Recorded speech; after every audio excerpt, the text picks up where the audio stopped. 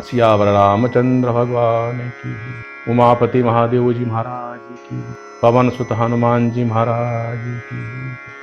प्रिय भक्तों, संत तुलसीदास जी महाराज ने मानस की जब रचना करी तो ये सर्वविदित है कि वो उनकी पत्नी से कितना प्रेम करते थे, और ये सब जानते हैं कि पत्नी के कहने पर उन्होंने वैराग्य लिया और प्रभु की आराधना करनी प्रारंभ कर दी।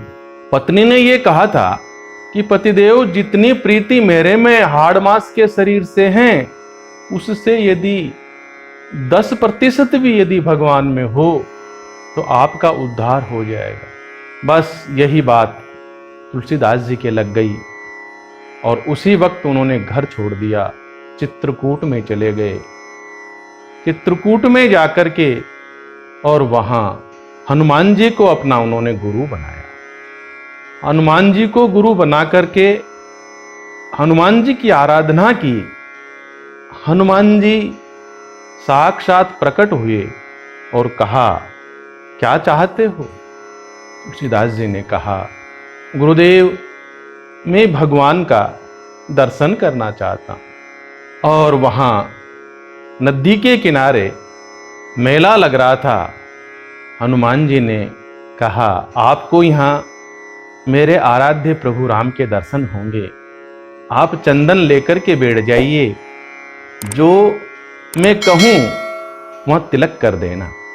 भक्तों, जब भगवान आए तो मनुष्य भी इसमें ही थे, किसी को उसका पता नहीं था। और जब तिलक करने लगे, हनुमान जी ने वहां कह दिया, चित्रकूट के घाट पर भई संतन की भी, तुलसीदास चंदन घिसे तिलक करे रघुबीर। तुलसीदास जी ने दर्शन किए और बाद में हनुमान जी ने अपने मुखारविंद से मेरे प्रभु का पूरा चरित्र वर्णन किया। और तुलसीदास जी ने सरल भाषा में रामचरितमानस लिखी। जिस प्रकार से गीता श्री कृष्ण भगवान के मुखारविंद से कही गई है, उसी प्रकार रामचरितमानस हनुमान जी के मुखारविंद से वर्णन किया गया है। और जब मेरे प्रभु को विश्वामित्र जी लेकर के जा रहे हैं, विश्वामित्र जी के साथ भगवान राम, भाई लक्ष्मण दोनों जा रहे हैं। ताड़का का वध किया, शुभाऊ का वध किया, मारीच को वहां से बिना फरका बाण मार करके 100 योजन दूर पहुंचा दिया और आगे चले हैं। तो मैं आपको इस कथा के माध्यम से, जो एक बहुत ही मार्मिक प्रसंग है, वो सुनाने जा रहा हूं। गौतम ऋषि की नारी अहिल्या, ये एक ऋषि की पुत्री है और गौतम ऋषि को ब्याही है। इंद्र के छल करने पर इसका कोई दोष नहीं था, फिर भी गौतम ऋषि ने उनको श्राप दे दिया। देखिए, इसमें यह है कि बिना सोचे समझे किसी के ऊपर आरोप नहीं लगाना चाहिए। गौतम ऋषि की नारी का कोई दोष नहीं है, फिर भी अनजाने में कुछ गलती हो गई और अपने पति गौतम ऋषि ने पूरा आरोप उस पर लगा दिया। ये गलत है। जब गिड़गिड़ाती रही और गौतम ऋषि को जब ये पता चला, अरे ये मैंने क्या कर दिया, श्राप दे दिया पत्थर की शिला होने का, इसका तो कोई दोष ही नहीं है।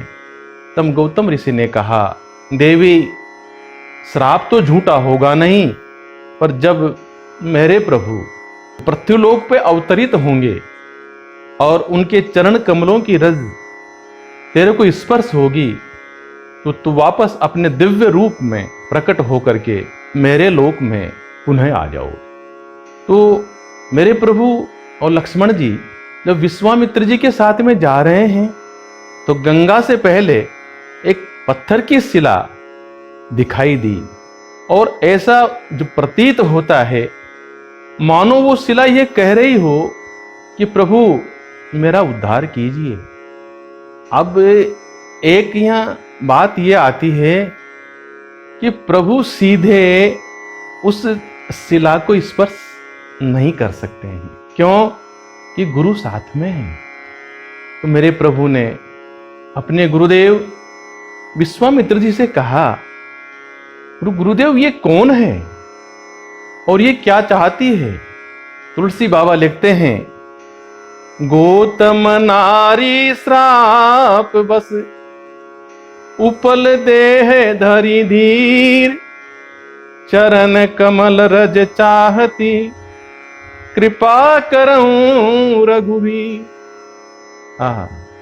क्या कहा गुरुदेव ने? बोले ये गौतम ऋषि की नारी है और श्राप के बस ये पत्थर की शिला बनी हुई है और ये क्या चाहती है? चरण कमल रज चाहती। हे रघुनंदन, ये आपके चरण कमल की रज चाहती है।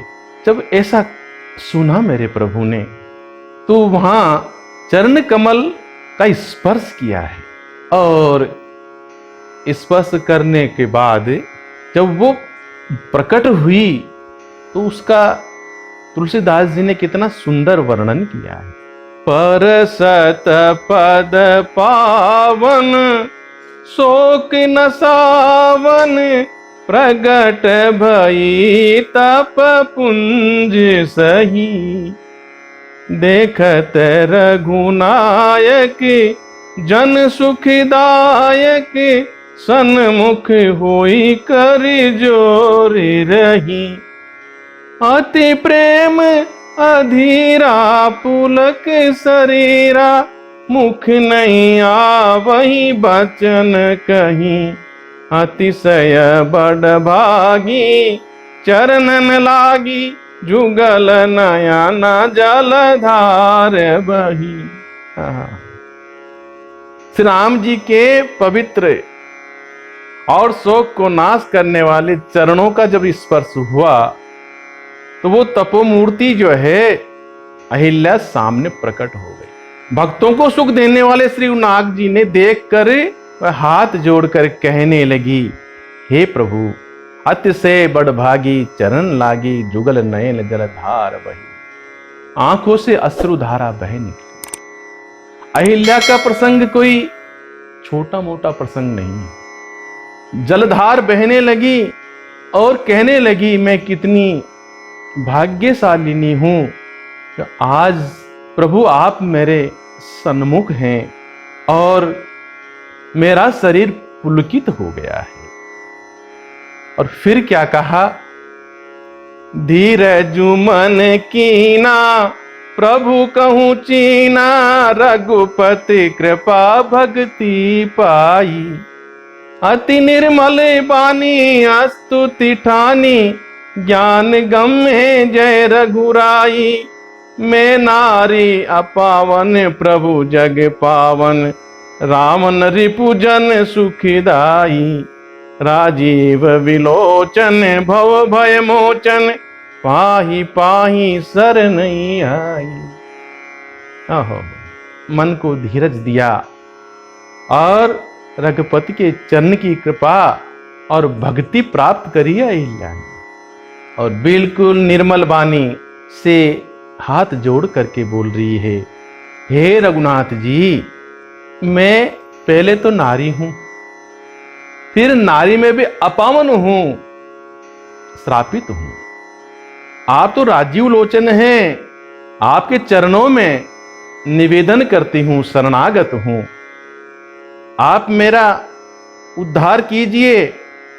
और आगे क्या कहती है, बहुत बढ़िया बात कही है, मुनि श्राप दो जीना, अति भल कीना, परम अनुग्रह में माना, देख्यूं भरी लोचन हरि भव मोचन, यही लाभ शंकर जाना, बिनती प्रभु मोरी में मति भोरी, नाथ मांगहूं बर आना, पद कमल परागा रस अनुरागा, मम मन मधुप करे पाना।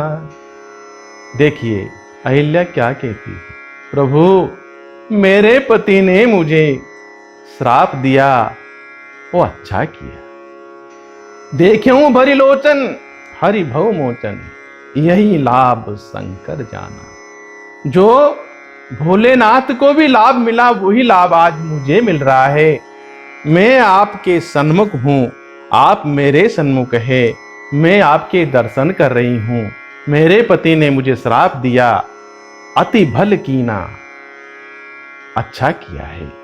और ऐसे करते करते विनती प्रभु मोरी, मैं मति भूरी, मैं तो कुछ जानती नहीं हूं, मेरी बुद्धि इतनी काम की नहीं है। मैं आपके चरणों का पराग रस लेकर के अनुराग मेरा मन में, जैसे कि कोई भंवरा फूल का पराग लेकर के और मस्त हो जाता है, उसी प्रकार से मैं आपके दर्शन करके धन्य हो गई। अहिल्या बार बार कह रही है, अश्रुधारा अहिल्या के बह रही है। फिर क्या कहती है, जेहि पद सुर सरिता परम पुनीता, प्रगट भई शिव शीस धरी। सोई पद पंकज जय पूजत अज, मम सिरे धर्यूं कृपाल हरि। यही भांति सिधारी गौतम नारी, बारे बारे हरि चरण परी।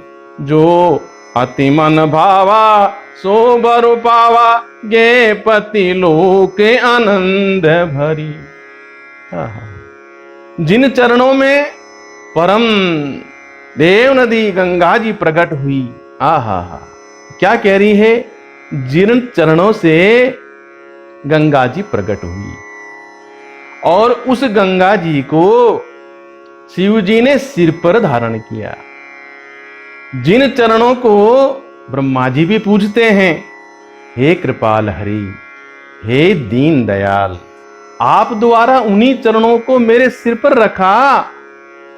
मैं इन सबसे भाग्यशाली हूं और भगवान के चरणों में गिरकर मन को बहुत ही अच्छा लगा।